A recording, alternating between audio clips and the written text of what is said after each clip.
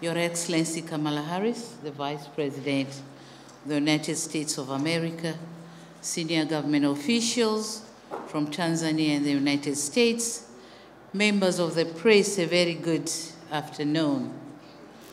Today, Tanzania has made another historic milestone with two female leaders, the Vice President and the meeting here at the State House in Dar es Salaam. And to put a cherry on top of all this, the meeting takes place during this very important month, Women's History Month, March. What an inspiration and a testimony to Tanzanian young girls. I truly thank you, Madam Vice President, for honoring my invitation and coming to visit me. Karibu sana, you're welcome, very much welcome. Madam Vice President and dear sister, I thank you for accepting, as I said, my invitation and putting Tanzania, placing Tanzania among the priority countries to your visit in Africa. It is also demonstration of a country's desire to invigorate its relation with Africa. A very important move and something we have always sought to pursue. Your visit speaks volumes of our existing bilateral relations in various fields of occupation. High-level visits by our various officials have continued to cement further these relations. With your visit, I'm sure Tanzanians are now anxiously waiting for President Joe Biden's visit in Tanzania. And please kindly convey our greetings and our invitation that Tanzania is waiting to host him. It is truly a delight to host you here. Karibu sana. Welcome to Tanzania. I hope you know some few Swahili words. At least karibu, you know what karibu means. Yeah. Yeah? Jambo, safari, all those Swahili words. I hope you know them. Yeah? Okay, great. Your Excellency, Madam Vice President, for over 6 decades, Tanzania has been a beneficiary of invaluable support from the United States of America. This support has greatly contributed to our national efforts to improve the lives and livelihoods of our people here. We appreciate the U.S. support in complementing Tanzania's development endeavors in different sectors such as health, education, water, sanitation, agriculture, food security, natural resources, infrastructure development, human rights and democracy, and good governance, of course. For instance, in health sector, HIV and TB are no longer life-threatening to our people. HIV/AIDS infection rate has reduced from a prevalent of 7.2% in 2012 to 4.7% in 16-17, but it has been reducing further by 21. The new TB infection have reduced from 306 people per thousand to 208 per thousand people. While pregnant women who are infected with HIV are now assured of giving birth and raising their child free from HIV infection. And these are all the efforts of PEPFAR. So thank you very much. Through your support, malaria deaths, which were unknown, have now been reduced from 7.7 million in 2015 to 3.5 million in 2021. So we have gone halfway. And I'm sure with more efforts, we are going to reduce further. Our goal is toward having a malaria-free society. We count on such program to achieve this goal and we are ready to support interested investors who want to establish manufacturing plants in Tanzania for manufacturing ARVs and insecticide bed nets. We are very keen on such investors. And this is because we want to shorten the supply chain.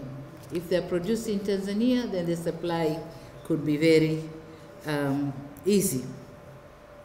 Madam Vice President, as the world is grappling with food insecurity due to drastic climate effects, Tanzania is grateful to the U.S. government for reinstating it to the Feed the Future program, Feed the Future initiative. This move have come at an opportune moment given our national agenda of boosting agriculture-led economic growth by transforming the sector. So the government of Tanzania commends the initiative and commitment by the government of the United States of America towards strengthening ocean governance and sustainable utilization of blue economy resources in Tanzania. I'm informed that our dear gentleman is going to launch the U.S. project on Respect the Ocean, or Swahili we say Heshimu Bahari, Respect the Ocean, today afternoon. I think he's doing it now. This will indeed complement our efforts in promoting blue economy related policies and initiatives in Tanzania. We particularly welcome cooperation in following areas: fishing, especially deep sea fishing, aqua farming, salt mining, gas exploration, blue tourism, and marine transportation. These are the potential areas of investments in Tanzania with the blue economy. Tanzania still enjoys several other assistance interventions from the great people of the United States of America, such as the African Growth and Opportunity Act, AGOA. We request for an early renewal of AGOA because it is only through business. The business and trade is growing only through AGOA.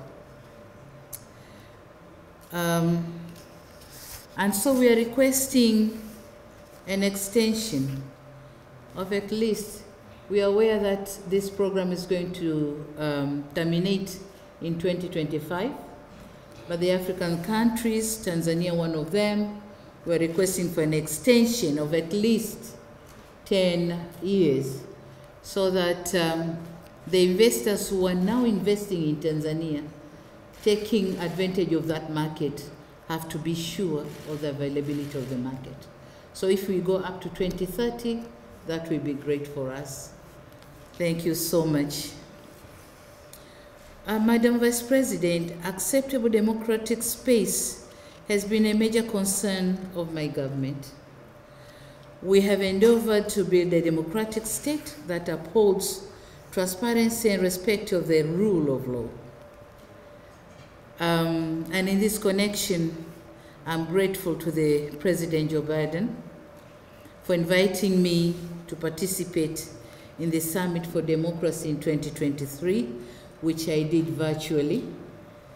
This invitation sends a clear message that the fathers of democracy recognize our efforts in building a democratic nation.